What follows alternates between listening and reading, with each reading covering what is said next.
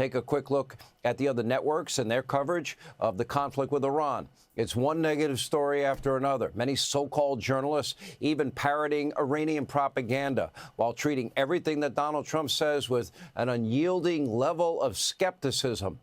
John Brennan, I tend to believe the Iranians more than Donald Trump. That's on NBC. And the anti-American, anti-Trump hysteria is so insane, even one columnist at the New York Times is calling it out. Quote, the New York Times, if past generations could see how well this war has gone compared with the ones they were compelled to fight at a frightening cost, they would marvel at their posterity's comparative good fortune. They would marvel, too, at our inability to appreciate the advantages we now possess. In less than a month, Iran's ability to project force anywhere in the world has been pretty much wiped out without any boots on the ground. This is such a historic success. Most Americans are trying to obscure out of their sheer hatred for Donald Trump.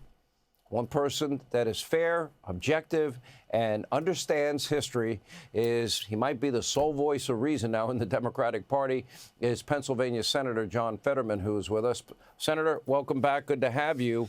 Can I just ask you, how is it we're going to get to the deadline when your fellow senators are about to go on recess, and that might be the only motivation from stopping Americans from being inconvenienced, waiting 5, 6, 7 hours in some cases online just to get to a TSA agent, just so they can get to the terminal and get on their plane and travel wherever they're going? Why is that the motivation?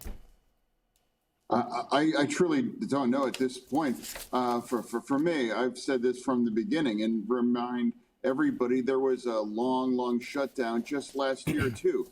And I was one of the rare Democrats to refuse that, too. And now here we are. Now I'm at the airport every week. I talk to countless TSA agents, and they are all hurting. They are angry. They are frustrating. They're exhausting, too, what they've been put through. Now, these are not wealthy people. They earn around $50,000 a year. That should be our wheelhouse. I mean, they're union government workers, and now if we refuse to give them a paycheck, don't talk about affordability if you don't even provide them with a paycheck. So it's always wrong, regardless whatever the party's doing it, shutting down our government. And you can see the kinds of chaos that's created across our right now. They're selling their blood. They have to take, pay loans, and just this kinds of chaos. So it's fundamentally wrong, and that's why I refuse to be a part of it. And I'll reopen this DHS. It's wrong, and we're making our nation less safe, and it's also creating mass chaos. And now remember, with spring break, and now also the preparations for World Cup also now has largely been stunted too.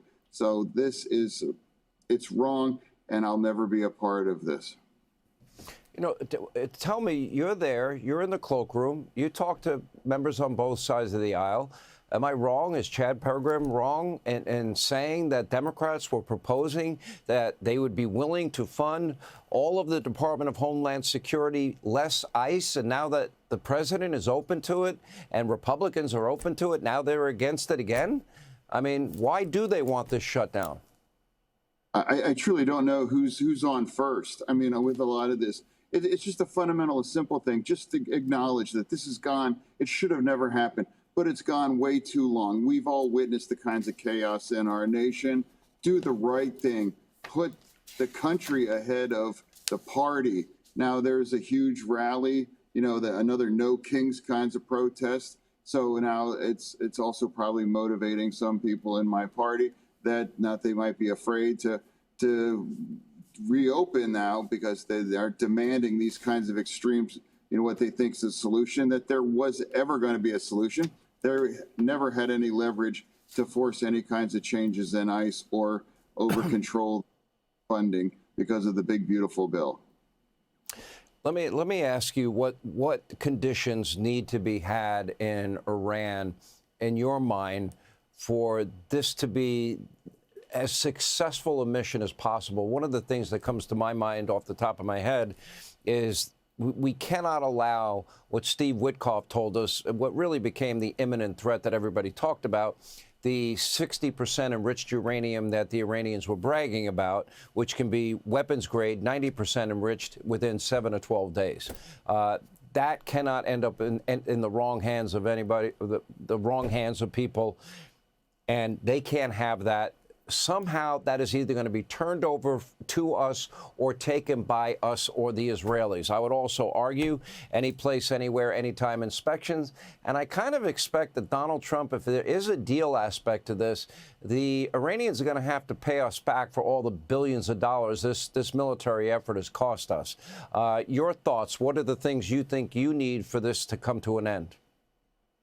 What I think, we just have to acknowledge, too, that this has been, I think it's been a profound development in that region right now. You know, even the Saudi Arabians are now saying, keep going, you make sure. You know, you have this incredible ability to remake that entire region. And now they've effectively destroyed their entire military apparatus. You know, they're not able to really engage in any kinds of traditional warfare. What those cowards can do, they fire off some random drones at civilians. They can't engage our traditional military capabilities. That's a fact. That's all they can do. And now they've had the Ayatollah at weekends at Bernie's. I mean, like they can't even have any proof of life. I mean, are they wheeling around that corpse? They don't know who's the leader right now. Zero proof of life since in February when he was originally struck. Now you watch all those kinds of videos about those strikes. We've destroyed their navy. They've destroyed their missile capabilities as well too. They have any ability to strike now. So here we are now. Iran doesn't have the kinds of military capabilities to have effectively threatened. So I don't know why people can't sell that this is a great development and really, back this until it's final. What that looks right now. I think the president really wants peace at this place, but who knows? But for me, I've been the only Democrat that supports epic fury. All right, we appreciate your honesty, and let's hope this comes to a quick end. The president is believing that will be happening 3 to 4 weeks. That's the timeline I keep hearing. I hope that is true. I hope we bring our national treasure home. Senator, thank you. Hey, Sean Hannity here. Hey, click here to subscribe to Fox News YouTube page and catch our hottest interviews and most compelling analysis. You will not get it anywhere else.